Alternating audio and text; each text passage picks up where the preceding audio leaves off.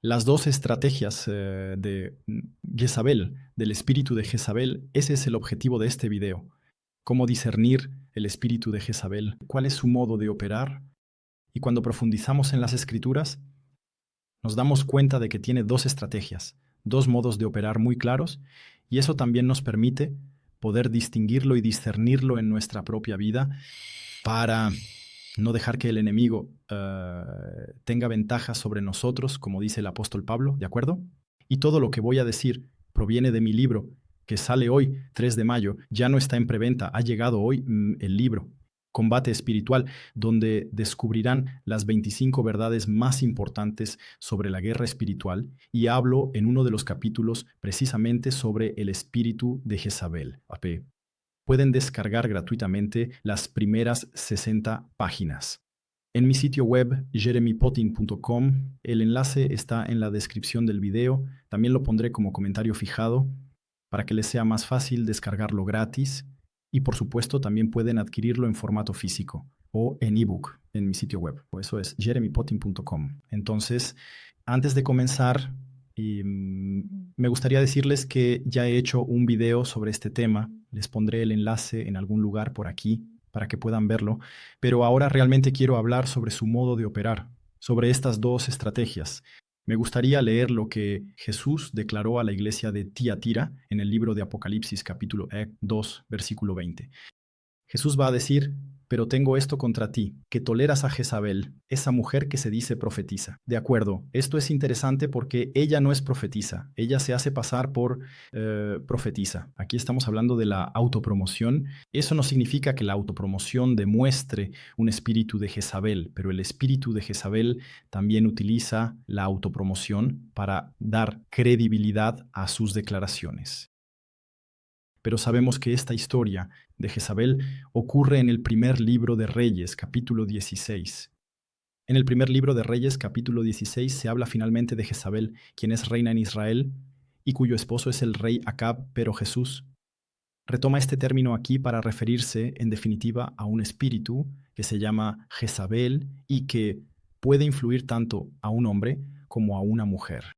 Y lo que es interesante, antes de hablar de estos dos modos de operar, porque mi video va a estar muy enfocado en eso, es que hay que recordar que Jezabel era reina en el libro de los reyes, y que cuando la vemos como reina y ahora se hace llamar profetisa, vemos que es un espíritu demoníaco, que ama los lugares de autoridad.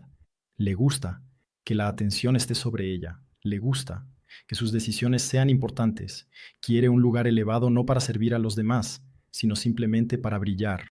Y lo vemos en esos lugares de autoridad que ella desea ocupar en el texto de 1 Reyes 16, donde finalmente es reina, y en la iglesia de Tiatira, donde se hace pasar por profetisa. Hay que saber que Jezabel introdujo en Israel, escuchen, esto es importante para comprender bien estos dos modos de operar de los que voy a hablar, que ella trajo el culto a los falsos dioses a Israel, entre ellos Astarte. Y Astarte era un falso dios que era considerado como la diosa de la luna, que por lo tanto suele estar asociada a Baal, quien es el dios del sol.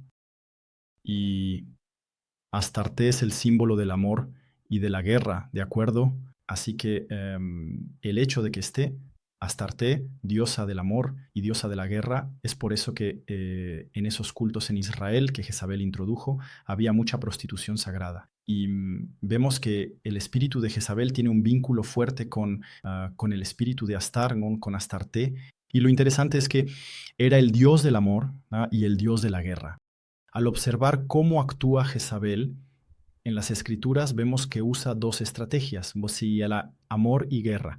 Ese amor es falso, es seducción, lo que hizo con su esposo el rey Acab, quien tenía débil liderazgo y espíritu, a quien encerró en manipulación y control, y finalmente ella gobernaba Israel. Y ella también va a seducir incluso a las personas que la rodean. Pero cuando no lo logra, entonces ya no utiliza el amor, sino que recurre a la guerra, donde será violenta en sus palabras, no será violenta en lo que diga. Se ve incluso con Elías, cuando ella amenaza a Elías el día en que él está en el Monte Carmelo con los 400 falsos profetas, cuando el fuego de Dios desciende y en ese momento Elías demuestra, el profeta Elías demuestra que es el Eterno quien es Dios, y en ese momento Jezabel baja como a recurrir a la guerra, baja a utilizar el miedo diciendo te voy a matar. Y Elías tiene miedo y Elías huye. Vemos que esas son las dos estrategias de Jezabel. Si no logra funcionar a través de la seducción, y cuando hablo de seducción no me refiero necesariamente a una seducción sexual, hablo incluso de una seducción del alma donde se va a halagar el ego, se va a intentar buscar una debilidad. El espíritu va a tratar de encontrar una debilidad en el comportamiento humano para intentar avivarla y responder a una necesidad carnal. Tararear, pienso en Diótrefes.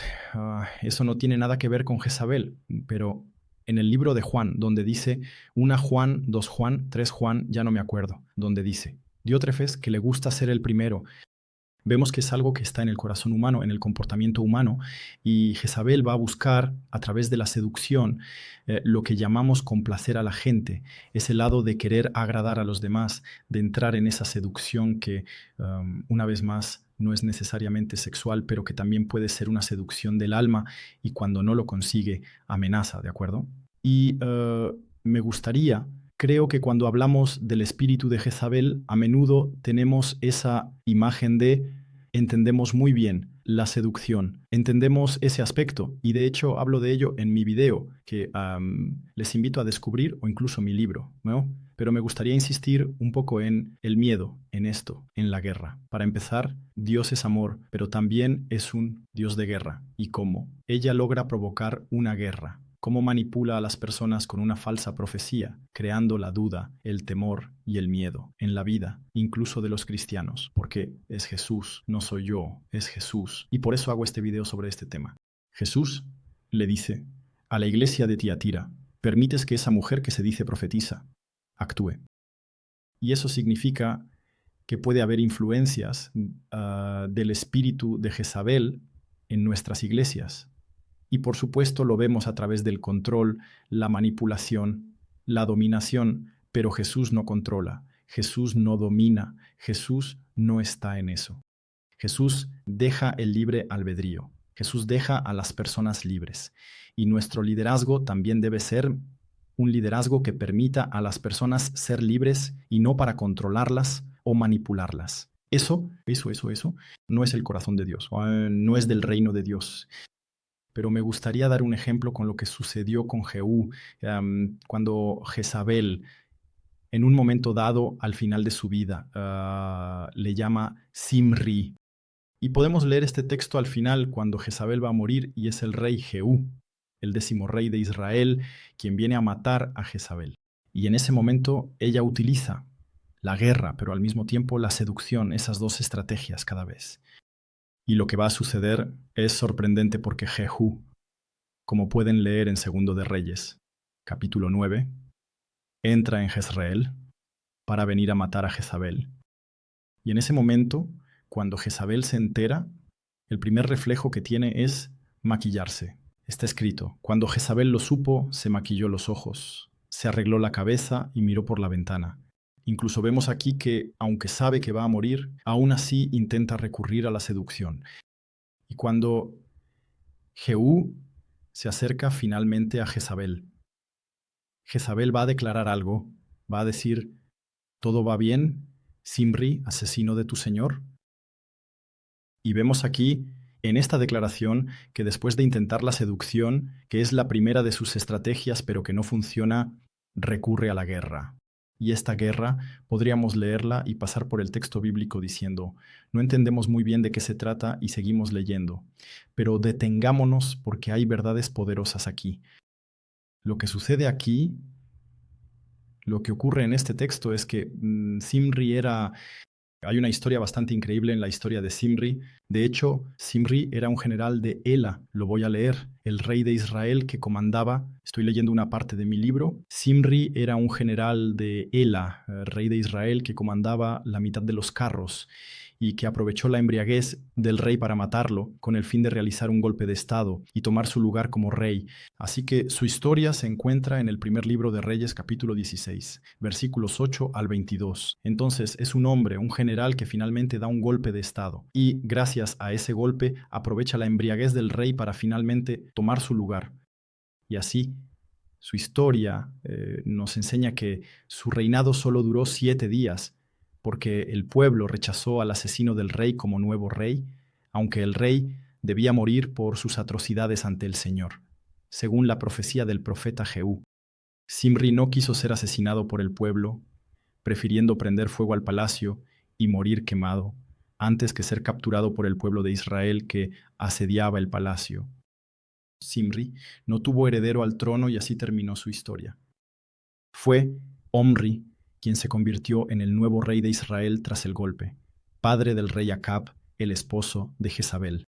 Continúo en el libro en la página 187 de mi libro, al llamar a Jehú un nuevo Zimri. Jezabel insinúa que, tras su muerte, el pueblo de Israel quedará conmocionado por el asesinato de la reina en su propio palacio, mientras que el reinado de Jehú será efímero.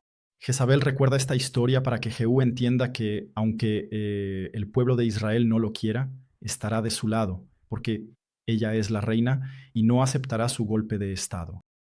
¿Se dan cuenta de hasta qué punto Jezabel es manipuladora, incluso cuando todo está perdido para ella?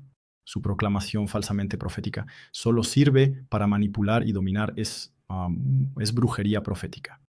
Y vemos aquí que incluso ante la muerte, ella va a utilizar toda una historia del pasado para finalmente usarla a su favor, para finalmente sembrar la duda sobre lo que Jehú va a hacer, aunque Jehú sabe que eso es lo que debe hacer.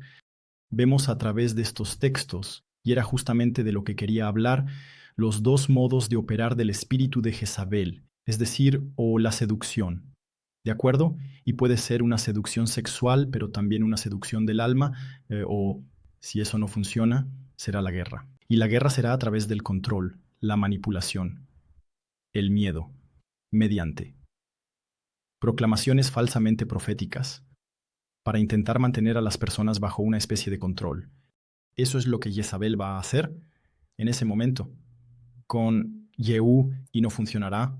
Jehú no se va a dejar intimidar ni va a dejar que se genere temor o miedo a través del recuerdo de esa historia que, en definitiva, es traída para que Jehú abandone lo que Dios le había pedido que hiciera.